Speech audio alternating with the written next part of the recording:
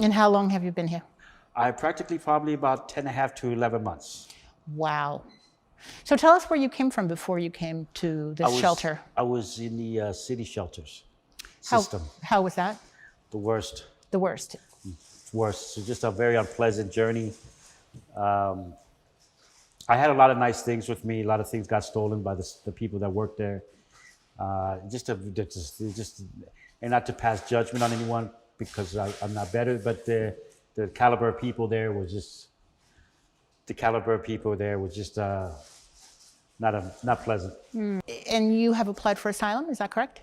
No, I'm not an asylum. I'm a whole different case. What kind of case? That's why my case is long, 13 years. I'm what they call a stateless person. How did you become stateless? I never when I was very young, my adoption was never finalized. I was here legally under the terms of a green card until they finalized the adoption from Spain to here. But due to my behavior, my adopted parents didn't finalize the adoption, so I was never able to become the American citizen. So with regard to your stay here, it was better than obviously the public shelter. What makes it different here? Well, they actually look at you as a human being. I mean, the establishment, the administration, the management people, the directors, to the social workers, they actually do speak to you, and I can tell that they care. Mm-hmm. Cleanliness is another thing that was a big thing. That it was just a lot of filth and privacy and having your stuff not to be messed with. So you mentioned that you found this place, by comparison to the public shelter, a little bit more humane. People treated you better, maybe well. In fact, I think is what you said. Yeah. Is the fact that this is an institution, not the physical space, but there is a religious. Mother Mary is the rector here. We're in a church space, as it were. Has that, do you think, made any difference? It did help a little bit, sense of that. Mm-hmm. To be looked upon as a human being than just some random they consider to be animals or people that's in that type of position. I find that I was a lot more respected by everyone here than I was over that they actually took the time to build a relationship with me and see my faults, call me out on my faults, things like that. And I saw that. And I did appreciate it. And I felt a little bit more human because, being even the environment that I'm in or the setting that I'm in, I still have a kitchen, a restroom, a shower. I can move around as things like that. I don't have to worry about leaving my things because there's only very few selected individuals that get to come to this type of a private shelter. So in conclusion, I wanted to, and you've got a lot of things going on and your future is looking brighter every day. If you wanted to make a wish or say a prayer, either about yourself or someone else or the situation, what would it be?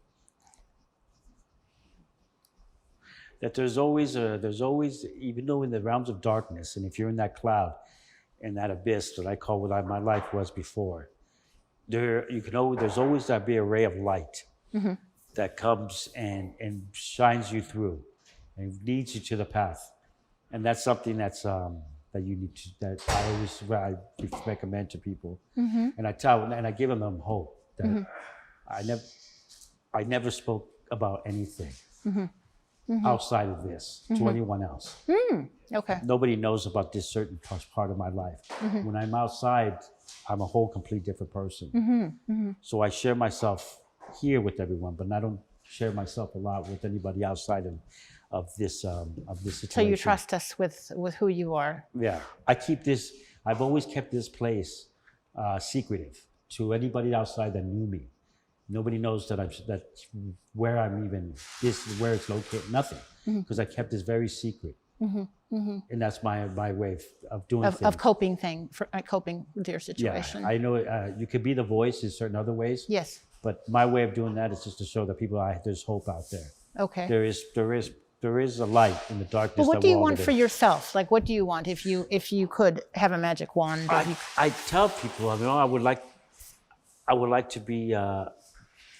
to be free for what I am. I'm free now, but at the end of the day, I want to be free without the ankle bracelet on my foot. I want to be able to come and go, and I want to be able to lay down in a bed that's my bed. I want to be happy again. It's been a long time since I was happy.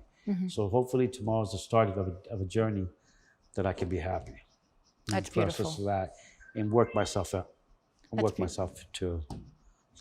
And we have complete confidence that you'll have that soon.